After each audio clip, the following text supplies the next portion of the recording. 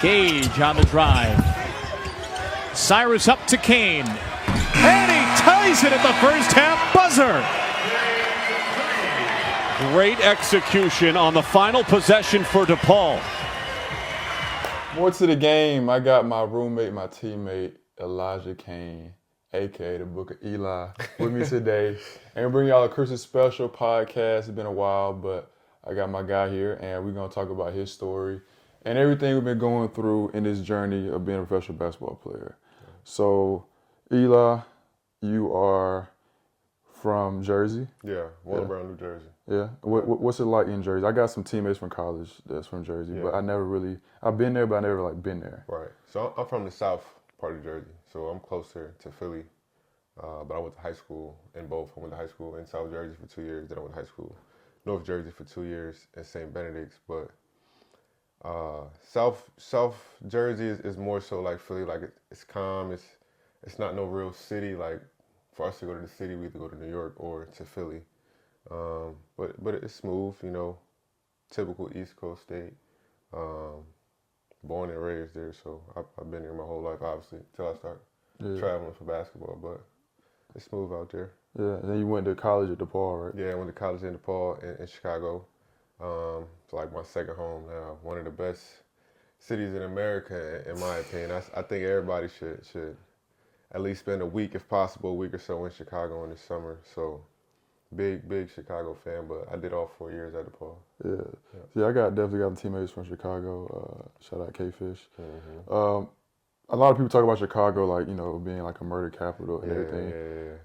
Where were you at in terms of like, were you in a good area? Like, how was the violence? Like, what was Chicago like? Right. I think Chicago like you're saying, it's a bad rep for that, but you kind of have to go there to be involved in any of that. So I was in Lincoln Park. That's where DePaul's campus is. Yeah. And I had classes downtown, middle of the city downtown. So that's something like you going to class, but you're in downtown Chicago 1-2 times a week. But like I said, I was 30, 40 minutes away from all that. Chicago's actually a great city. It just gets a bad rep with social media. Yeah, for sure. It's a great city for real. Did you have any teammates trying to take some visits to O-Block?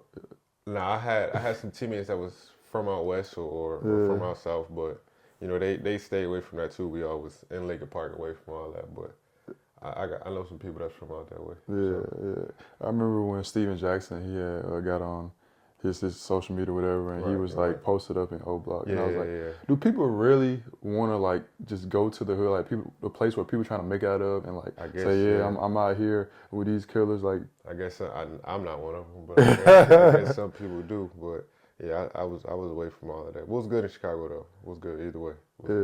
Okay, so you do plan on going back to Chicago? Yeah. Almost every summer I go back for, you know, as much time as I can. I still got some people out there. One of my best homies, my backcourt mate, Billy Garrett, at DePaul, still stay out there. So I go out there whenever I can. Yeah. So how was y'all like basketball? Like how was the season going? Like did y'all make any tournament runs? Yeah, my first 2 years. Well, my first year coming in, I came in with a coach that was previously at DePaul.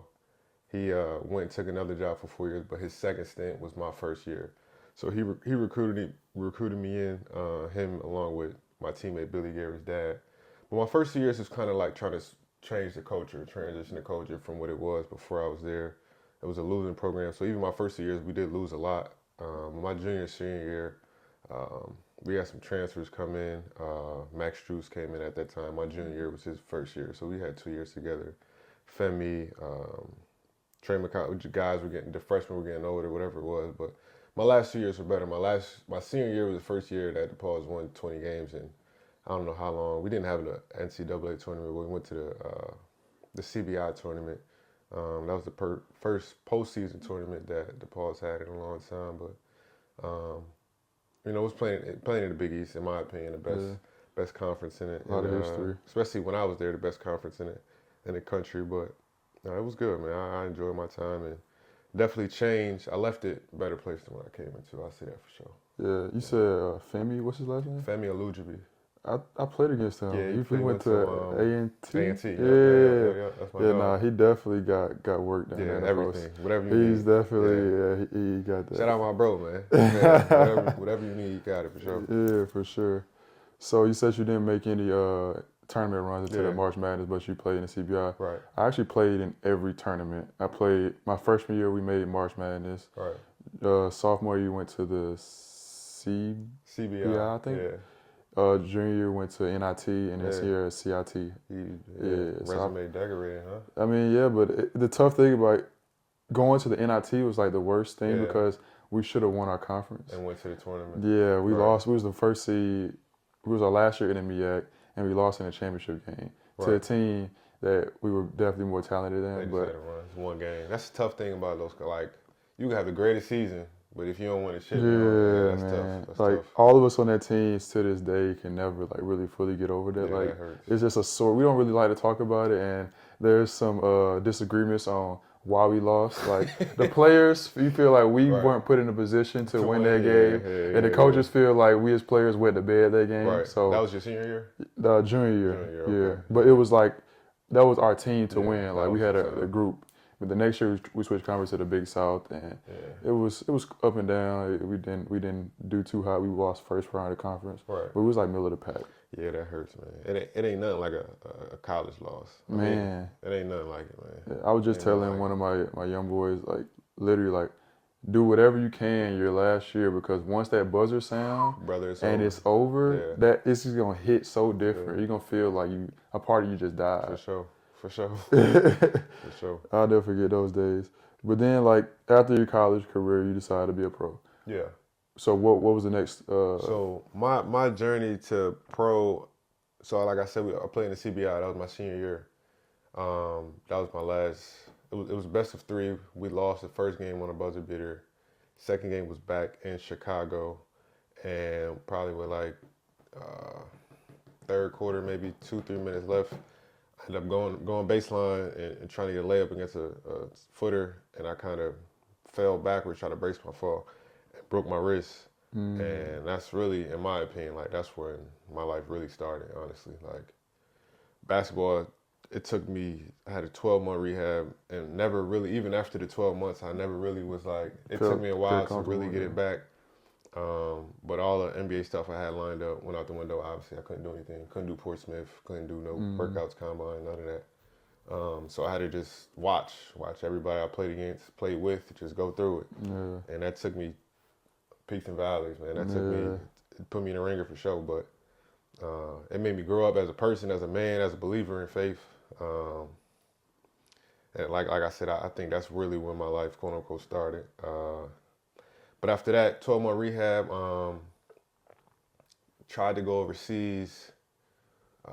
As COVID hit the first time, didn't go overseas.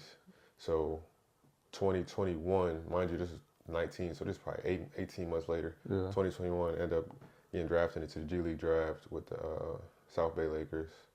Played with them for a season, then played with Utah for 2 seasons. Utah's G League team for 2 seasons, and obviously I'm here, but yeah, that whole 18 months was put me through a ringer, man. Ups and downs, like trying to get back. You know, people writing you off. It's your senior year. Like you don't have another year of college to prove yourself again. So you're really like out of sight, out of mind. I went through the same thing. Like I never had any serious injuries, high school, college, or anything. I had like some concussions or whatever in high school, but nothing like serious, no surgeries, nothing. Then like literally my first ever like pro job, I signed to a team in Bulgaria, and 8 days into the preseason, I tear my ACL along with other stuff in my knee, and I never even like been in that situation where I can't hoop. Yeah, it's tough. And I'm overseas for the first time of my rookie year. Just started like I have no idea what's next, because like obviously you have everything planned out. Okay, I'm gonna play overseas. Let's see how that goes. 5, 10 years, 15 years, whatever. You never know. And then we're gonna go to the next thing. But when out of nowhere it's like, boom, basketball gone. What you gonna do? What you gonna do? It put me into a whole different mental state, and it's one of the reasons why we have this conversation right now, because that made me start this, this platform, this podcast, because I realized at that time that there were so many things as an athlete, hooper, whatever, that you're not prepared for until you actually put, put the test to it. Because it's easy when you got a coach that tells you to be on practice, be to practice this time. They provide your tuition. You get meals, you get gear. My college coach told me that college is closer to prison than it is the real life. But then when you look at, hold on, I'm in a situation, I can't play basketball. I'm not really ready or want to like work a regular job. I still want to do this, but can I? Like, is it even possible? Yeah. Like, okay, I gotta get this surgery. How am I gonna do that? Luckily, everything aligned to where I was able to get my surgery back at school with my college team. Right. I was able to be around them, go on road trips with them, sort of like be like a mentor to the younger guys and like help out with the coaching staff and stuff. Right. So that helped me that's love, smooth that process along. But I'm not gonna lie to you, like that getting back, like when you say like when you came back and you still wasn't yourself, Yeah. that's the toughest thing because you when question everything. you feel like you should be here, but you're not, and you don't know if you're ever gonna be back there. Because then you have a good day where you feel like, oh yeah, I'm back. Yeah. Then you have a day like, oh, it's a reach, I'm feeling sore, things not feeling right, I'm not hooping well. Like that's the struggle that people don't understand. Like when you're not sure if you'll ever be the same anymore. Yeah, I think it also, like you just said, the ups and the downs. It also gives you a sense of, it gives you a sense of a lot of things. Gratitude being one, but also a sense of like, you can't chase it. Like you just even kill. Whatever comes with it, you just good day, bad day. I mean, as a human, before even an athlete, that's a hard thing to do. It's easier said than done. Just to try to stay even keel through the peaks and valleys. But I mean, you saying you went through it, so you know, like it teaches you a lot about yourself, about life, perspective, the way you look at certain things. But something like that, like somebody that overcame something like that, like they got my ultimate respect, bro. Like you got my ultimate respect on, because I know what that is like. I know what that's like, and it's so easy to go the other way. It's so easy to go the other way. Every day you can wake up and decide, man, it is what it is. But it's to fight every day and then get it back. Like you won, bro. We won already. Like this is just icing on the cake, honestly. Yeah, I remember those times. Like literally, like I go from being like one of the most accomplished players that ever come through my city, be able to play Division I basketball, then be able to play pro, and then I get it all taken from me. Like, and I'm over here trying to get back. I'm literally like, it's a COVID time too, so I'm over here not really fully healthy. I'm going to like rec center to like get some runs in, trying to film like with this camera, try to film like me playing to show people that I still can play basketball. Man, I'm telling you, bro. And I'm over here playing against the guys that like got regular jobs, like they ain't organized in years, and I'm out here struggling. My legs bother me. Like that whole time period humbled me so much to where like literally like I always think about it throughout every season. Like you never know when it's gonna be your last. Every season, like I know how we was watching the game. We saw Buddy get hurt. We saw another in the football game as well get hurt. You never know when it's gonna be your last, and that's something I feel like every athlete, every hooper needs to understand. Like you never know, and you gotta be prepared for that next step. You never know, man. And until it happens to you, like you won't even think like that. Like you think you play basketball till you decide that it's over with. But to have something that you love and care for taken in a matter of seconds, it's like that'll change you, and it'll make you wake up quick. And like you said, like I the same thing, like trying to get back and you back at home. It's people you went to middle school with that you playing against, like they're like, damn, you used to, like you hearing that, like you see it in their faces, they looking at you a little weird. It's like, damn, like I'm the same, you know what I mean? So it's just it's all that, but that mental fortitude is everything, man. It builds some strong character going through something like that for sure. Definitely. But both of us have reached the other side. We here now with the Gladiators. For sure. And this is like your first time like overseas fully, because you've been, but you haven't had like a extended period of time overseas. Right. So like, when you got that call, what was your mindset, and what did you think about the opportunity to come out here? For me, it went like after 3 years in the G, it's cool, but the G is very like opportunity over everything. Like 95% of the G League could I don't want to say 95, maybe 70% of the G League could probably play in the NBA today. Like, but it's just opportunity. And I haven't really got a full opportunity. You know, it's 2-3 weeks, 2-3 games, and then an assignment player comes down. Now you sitting. So I just wanted to see something different. I feel like I worked too hard to not at least try the overseas thing. So I kind of had my intention set on going overseas since April, once we lost in the playoffs in the G. But I was just waiting for the opportunity. But when the call came through, it made sense to me. I feel like God put it in my life for a reason. Like I didn't have no bad feeling about it on the inside. It kind of settled in my spirit. So I said, why not? Dove in it. It's been smooth since I've been out here. Like I said, like I don't think it would have been as simple if I didn't go through those things. Like the being away from home and having bad games, having good games, good practices, bad practices. Like, I feel like at 28 years old, I'm kind of more even keeled, but the stuff I've been through made me this way. So, you know, that you carry that with you for the rest of your life. For real. Yeah. So like with the G League, a lot of people don't understand like how much politics may play into something. Yeah. Like, explain like how the opportunities might get taken from a player. Like, I know from the outside, I mean, obviously I'm a pro, but I never played in the G League. Right. Like, there's like priority. Yeah. You know, you got like the two-way players with the Exhibit 10 players. Like, there are guys that are going to get more opportunities to. And already in the NBA, they got their superstars, and they're not really looking for guys that are like basketball players. Looking for a guy to do something specific. Bro, yeah. Be a shooter, defender, rebounder, Yeah. whatever it is. Like, Sure. what's your take on the politics and how hard it is to actually get an opportunity and a shot to go from the G League to the league? I think it's very hard, but it also, if you're in the right situation, it can be easier. Like anything else. But I'll give you an example. So my first year, when I said I got drafted to the G League, first off, the G League draft, if you're not like the first 15, it's 3 rounds. If you're not the first 15 picks of the first round, like, you're really just bodies for camp. Yeah. I was the first pick of the 3rd round. So really I had no business. Like, I was just a body for camp. Ended up making the team on a loaded roster. Our camp was insane with talent. Ended up starting, first 2 games started.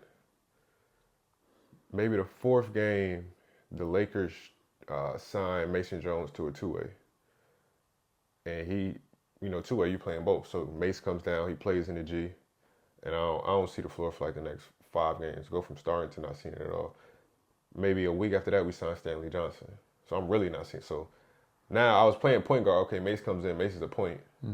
Okay, maybe I can get some minutes on the wing. Then we bring Stan in. I'm definitely not seeing the floor no more. Yeah. But it's just little stuff like that. But to me, like, I know how hard those dudes work. So, I mean, one, it is what it is. Ain't nothing you can do about it. But like Mace and Stan, those is real. Those NBA dudes. Yeah, So I you mean, can respect you it. gotta Those are the guys respect in front of you. It is You what can it respect is. Like, you just, and that goes back to what I was saying about the even kill. Like, you can't get too low in those situations. You gotta continue to work. But it's just little situations like that. Like, man, I've seen Exhibit 10 dudes not play at all over dudes that have regular standard contracts. I've seen 2-ways have to sit when assignments come down. Like, the G League, it can get wicked, bro. I'm not gonna. It can get wicked quick. And like you said, it's kind of like a pecking order. Those assignment dudes come down.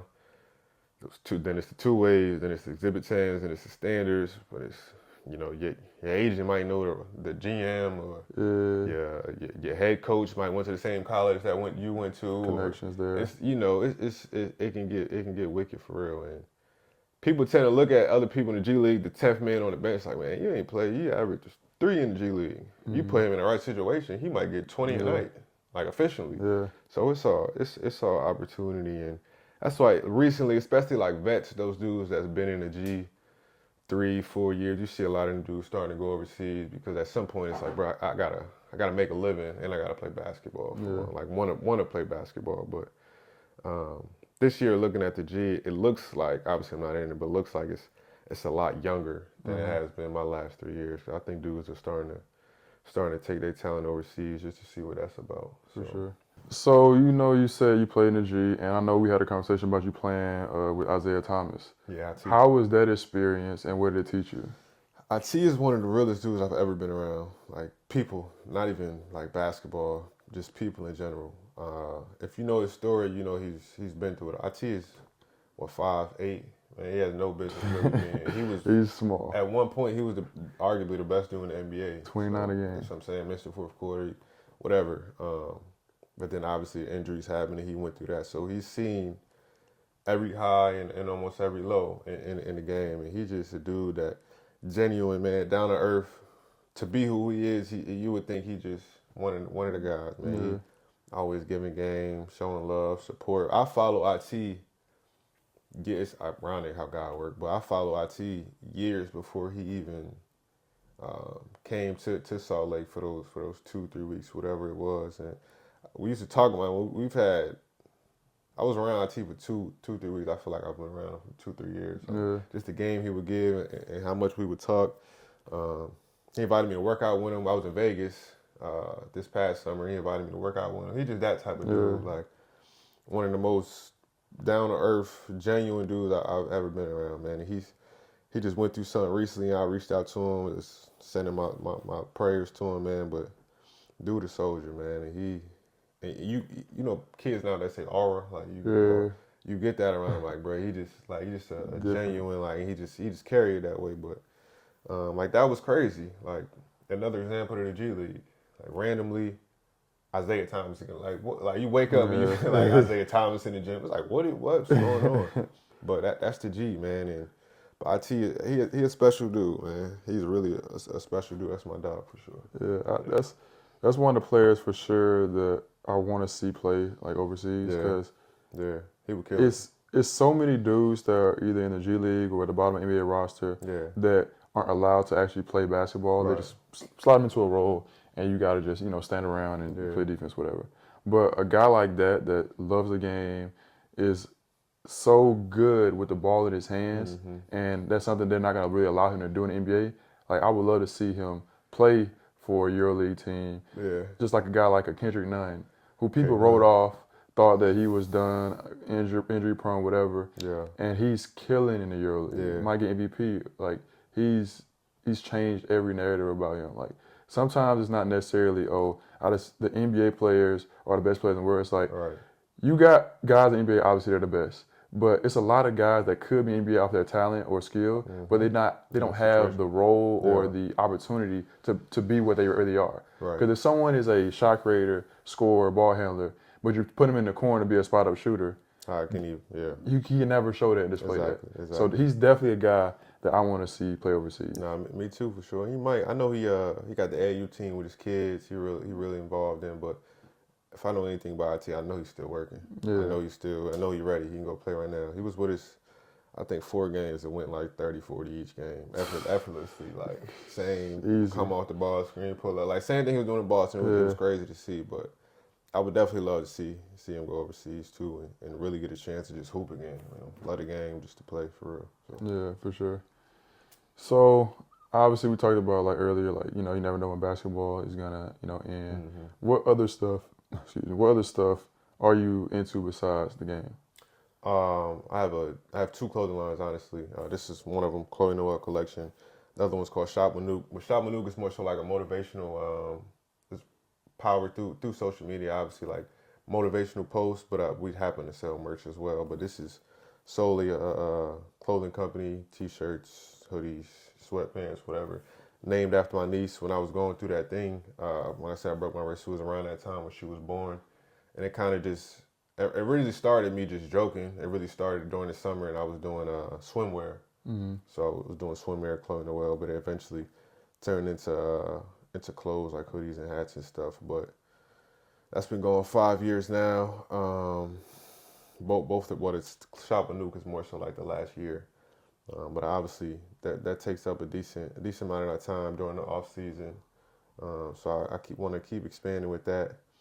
And I want to give back around my community. I got a lot of friends that are into athletics, weight training, sports, just stuff we grew up on. So I eventually want to build a gym back home and do it the right way. I've seen so much and been around so many different facilities and high level things that I want to bring that back to my town. But I kind of want to stick around basketball as well. That never really leaves you. I don't know in what capacity.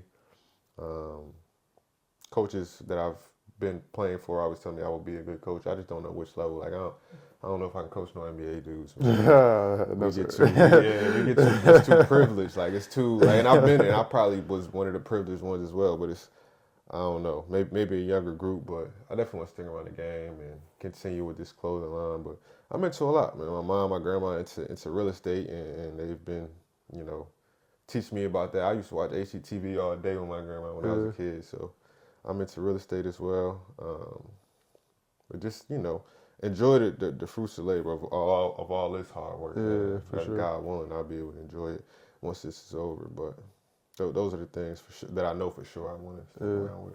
Yeah, like living this lifestyle, we also get the privilege of like having time to figure things out. Sure. Like because my goals for after basketball change a little bit each year. Like you might have an idea what you want to do, but the more you grow and mature and things happen in your life and it shapes you a different way, you might have a different path you want to go down. Right. So like, I feel like anybody that's in the same like situation, position, that has time to like basically delay the next, step of life, take the opportunity to try different things out, learn about different things, dibble and dabble here and there, and just figure it out, because it doesn't have to be a certain way or a certain time that things happen. Like, life is never the same for everybody. Right. Everyone got their own different paths and different ways they're gonna go about it. So use the time that you do have to figure, everything out. For sure. But it looks like you're doing that, and you dabbling in different areas and seeing what you want to do. 'Cause I feel the same way. Like, I want to stick around basketball. I want to coach. I did my camps this past summer back in my hometown. I want to give back to my hometown. And I still got my entrepreneur side as well. Like, obviously got this podcast that I want to grow and build out, but also in the finance where I want to get back into that, because that's what I got my degree in. Yeah. I'm really into investing. I see a lot of different, things that I'm into, and I'm just in a stage of my life where I'm trying to get a little bit more informed and educated about the individual things and try them out and continue to just get better each and every day, because you get so much downtime in this life. So it's a lot of time where you can grow and develop. I feel like we all in this business need to take advantage of that. Yeah, for sure. It also gives you a chance to fail at something. Like you say, dibble and dab, see what does work, see what doesn't work. But for sure, man, if you take advantage of this time, you can put yourself ahead once this ball stops bouncing, like people say, for sure. Yeah. So we're going to wrap it up soon, but before we wrap it up, I'm going to ask you a couple questions just to let people know a little bit more about yourself. Yeah. So I'm going to start off.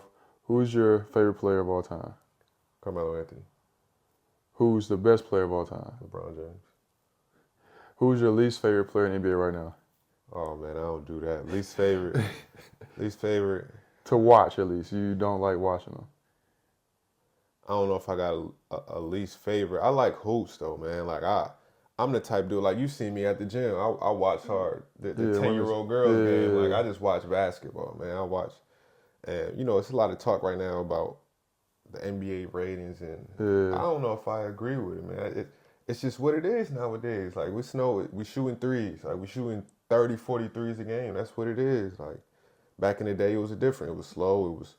But also social media just needs something to talk about. But I'm not necessarily sure I got a least favorite player. Well, all right, so most favorite player you like watching right now? That's some killer. NBA? Yeah. You can do anybody. Yeah, some killers. I like Shea. Yeah. Definitely like Shea. I like how Ant carry it. And Edwards, I like how his R. Yeah, how he carries it. It's some killers, bro. It's a lot of people that I respect too. Jalen Brunson, played against him in college.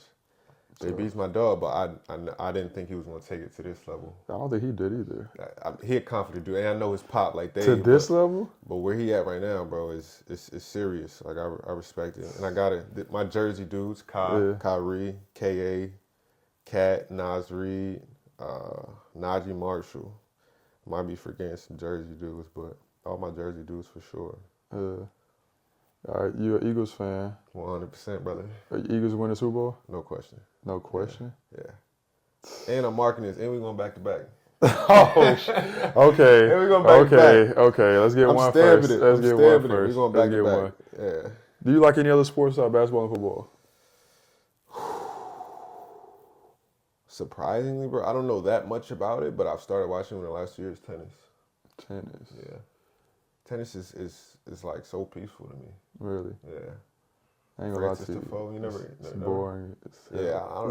I can't watch soccer, and it's hard for me to watch a full baseball game, and I would say those is boring. But for some reason, tennis just keeps my attention, bro. I don't know why. Yeah. I don't know why. Maybe because it's one-on-one. It's like strategic battle, back and forth. But I like the highlights. A lot of I can watch almost any highlight of sport. I can even watch NASCAR highlights. But for me to lock into a game, for me, what I like about sports is like the tactical side. Yeah. I like seeing the chess moves. Like, all right, this team is doing this. How are they gonna respond? And when they respond, what's the adjustment to the adjustment? Like, that's the part I like about sports. Right. That's also like why I like playing Madden and stuff. Like, cause it's like strategical. You run this defense, I'm gonna do this. Okay, you take that away, then I'm gonna do I like the chess match of sports. Yeah. So that's why I can never get into those type of sports because I don't understand it enough to know the tactics, and it's Right. just I feel like it's not the same type of sports. Like Not I the mean, same type of tactics. it's just different. But yeah, man. Anything else you want to tell the people before we log off, man? I mean, it's whatever, man. We can chat. We can talk all day, but I mean, life. You talking about life? Just life in general, man. My favorite quote is "Slow motion is better than no motion." So, like we said earlier, stay even, kill.